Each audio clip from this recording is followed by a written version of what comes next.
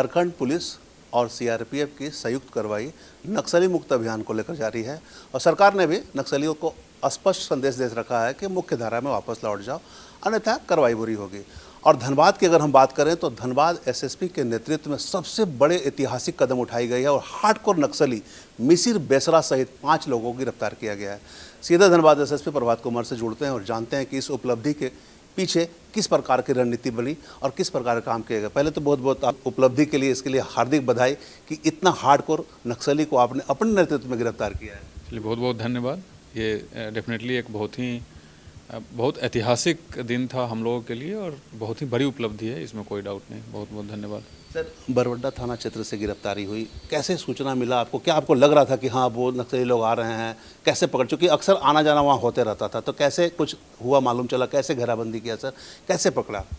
देखिए, इसमें झारखंड पुलिस की टीम, सीआरपीएफ की टीम और दोनों ऑर्गेनाइजेशन के काफ़ी सीनियर ऑफिसर्स भी बहुत दिनों से लगे हुए थे। आप लोग देख रहे हैं कि झारखंड को नक्सल मुक्त बनाने के अभियान में लगातार हर एक ज़िले में जहाँ जहाँ नक्सल है वहाँ लगातार लोग कार्रवाई कर रहे थे। लगातार हमारी फोर्सेस कार्रवाई कर रही थी, सीआरपीएफ और झारखंड पुलिस मिल करके।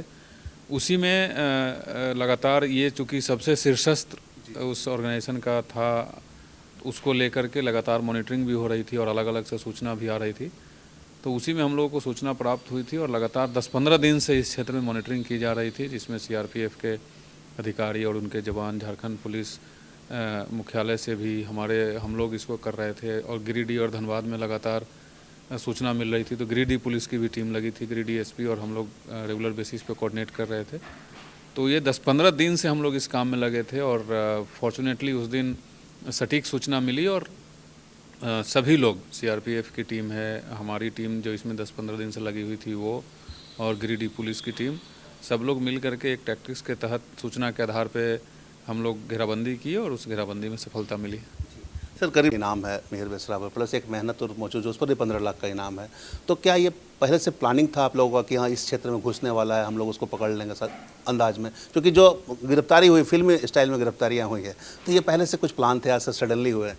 नहीं, सूचना के आधार पे कार्रवाई होती है। सूचना पहले से मिल रही थी कंटिन्यूअस, जैसा मैंने पहले ही बताया कि ये बस उस दिन और उस क्षण का काम नहीं था। 10-15 दिन से पूरी टीम लगी हुई थी इसमें और इससे पहले भी कई बार सूचना मिली, बट सटीक नहीं होने के कारण उसमें सफलता नहीं मिल पाई थी। तो ये कम से कम पिछले 15 दिन का मेहनत था। पूरे सभी टीम जो इसमें लगे थे, चाहे वो सीआरपीएफ की टीम हो, गिरिडीह पुलिस की टीम हो, हमारी टीम हो, सब लोग लगे थे एंड परसों वो ऐतिहासिक दिन था जिसमें सफलता मिल गई।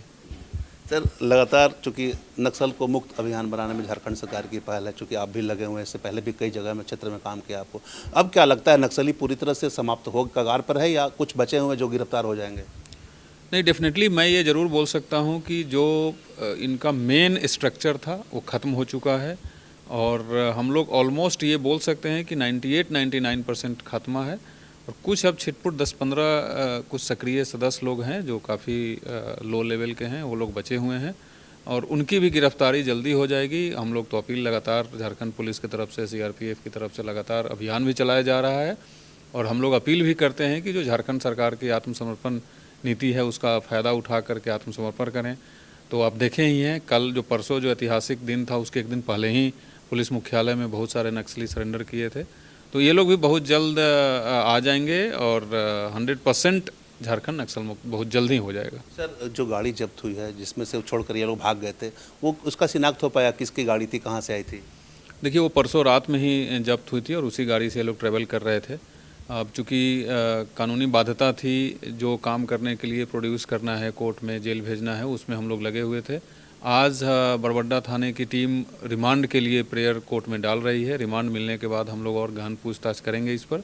उसके बाद सारे बिंदुओं पर पूछताछ की जाएगी और तब और खुलासा होगा कि कैसे, कहाँ से क्या हो रहा था। सर, चूँकि रांची में प्रेस वार्ता होने के बाद यहाँ धनबाद में मेडिकल हुआ है, अब धनबाद जेल भेज दिया गया, तो हार्डकोर अपराधी धनबाद जेल में रह रहा है सर, और भी कैदी हैं, तो ऐसे में विधि व्यवस्था को लेकर कुछ लग रहा है?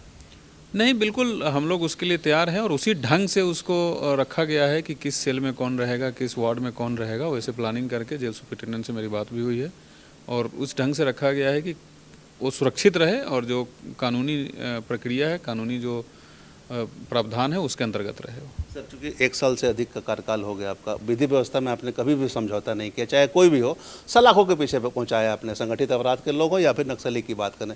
आगे किस प्रकार की पहल का प्लान रहेगा सर आपका? नहीं, लगातार हमारा काम ही यही है कि विधि व्यवस्था सही रहे, किसी प्रकार की कोई गैरकानूनी काम नहीं हो, और जो लोग भी अगर आपराधिक गतिविधि में रहते हैं उनका जो नियम संगत जो कार्रवाई हो करे, और यही काम जारी ही रहेगा। आगे भी किसी प्रकार के विधि व्यवस्था संबंधित अपराध में, कानूनी व्यवस्था में, इसमें किसी प्रकार की कोई समझौता नहीं होगी।